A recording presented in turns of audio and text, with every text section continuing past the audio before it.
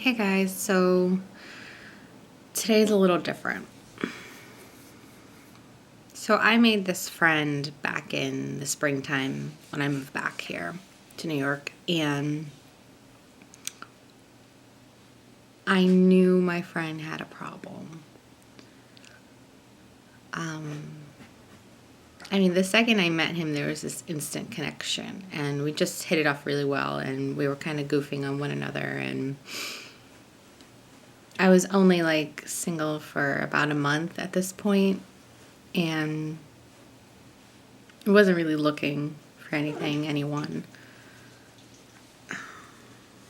But at the end of the night, he asked me for my phone number, and I was having so much fun talking to him stuff that I gave it to him, not really thinking of what it all would mean or, whatever.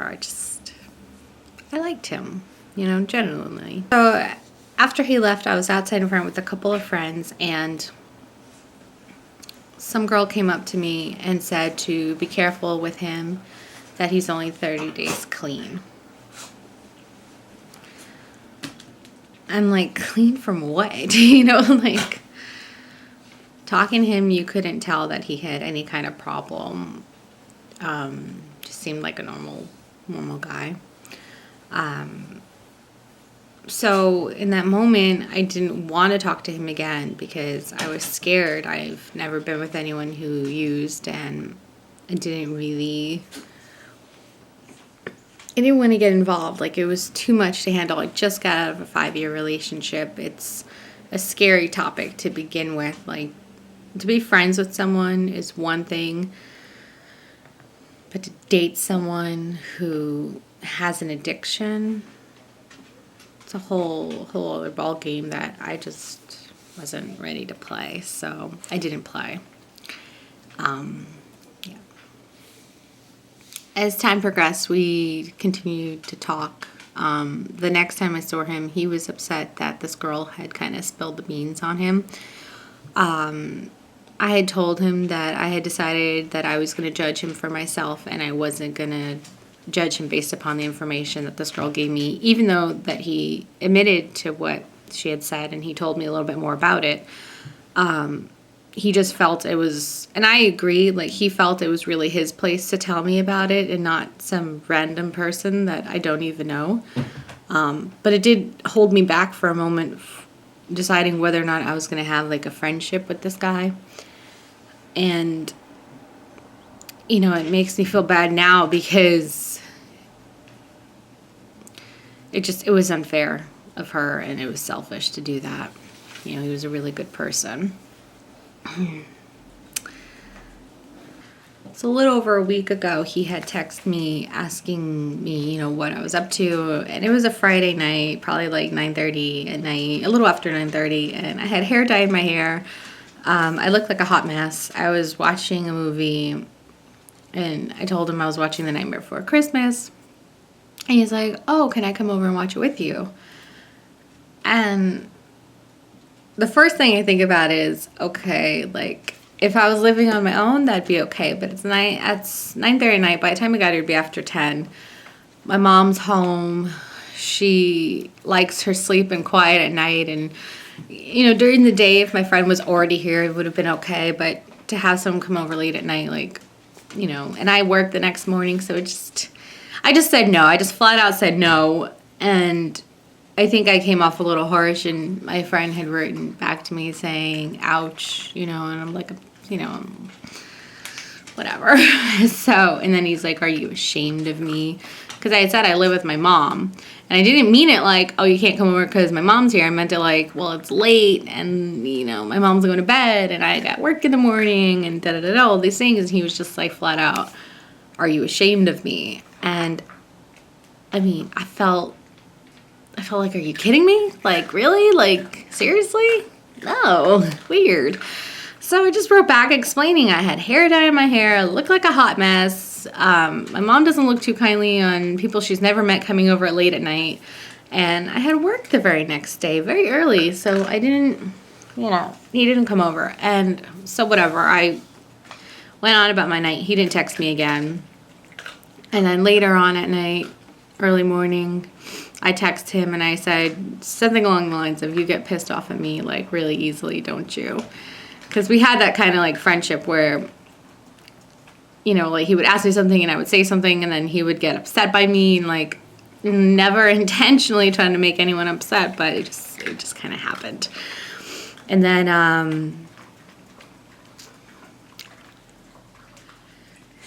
then he had written back something along the lines of, I can never really be mad at you, sweetie. So, and then I have like one final text from him on Saturday that I'm not going to share on the internet, but it was a nice message. And then, Sunday I went to the zoo with a friend and I hung out, stayed out late. My one friend came and got me. I went home. And then Tuesday morning, I got a phone call from my gal pal, and she told me that he passed away. And I heard the words, and, you know, she was talking a bit, and then, like maybe 20 minutes in the conversation, I stopped her talking and I just said, did you really just tell me that so-and-so passed away? Like, is that really what you just told me? And, you know, she confirmed it, obviously. And I mean, it's crazy. Like, you could be talking to someone a few days ago and then a few days later they're gone.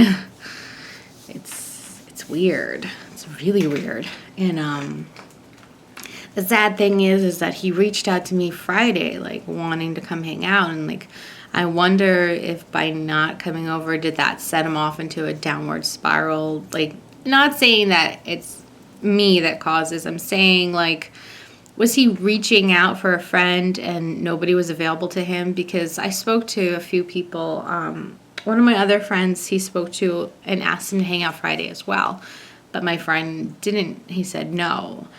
And then he tried calling someone, another friend who was actually out of town, and didn't get the message until it was too late. So, it's crazy.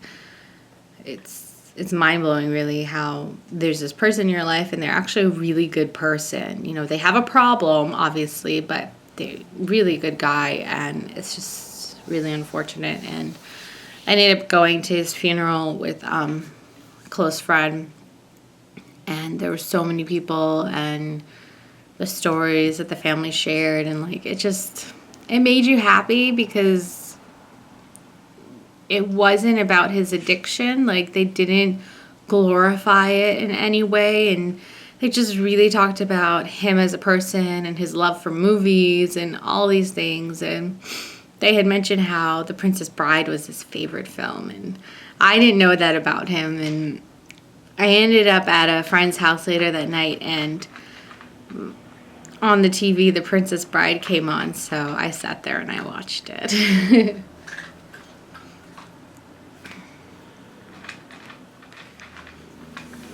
I think the best thing that I can take away from all this is that I will never judge a person based upon what someone else tells me about them. I will always form my own opinions on people. I'll keep what they say in the back of my mind if they're a close friend, but I'm always going to just decide for myself. And I think we all should live by that kind of code. It's, you know, it's not fair to judge a person.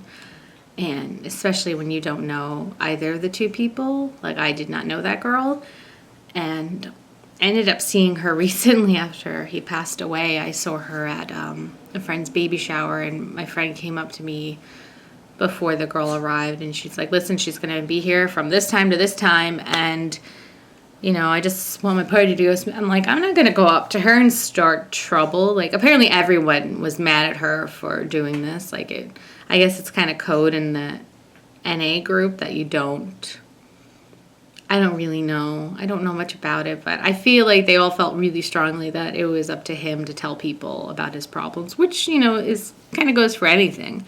It's really not up to anyone else to kind of tell your shit to. So part of me looked at her when she was walking around, like, from afar, like I was angry because I just feel for my friend. And then I looked at her like, pity because she has problems, and maybe it was easier for her to just focus on someone else than herself, and I don't know. But I'm not going to judge her either from that one time. I'm not going to think on it pretty much after this point. It's just, it is what it is. Things happen, and my friend is gone.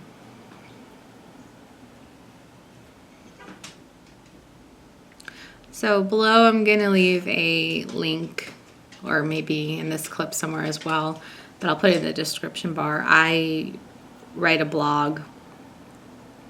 I try to do it weekly, sometimes only twice a month, on Sundays, where I publish something, and I wrote something in memory of my friend. So I'm going to include that below in case anyone would like to read it. It's more encouraging. It's supposed to be meant to uplift and, just kind of motivate us for certain things. So I hope you guys check it out and you like it, and that's it for this video. So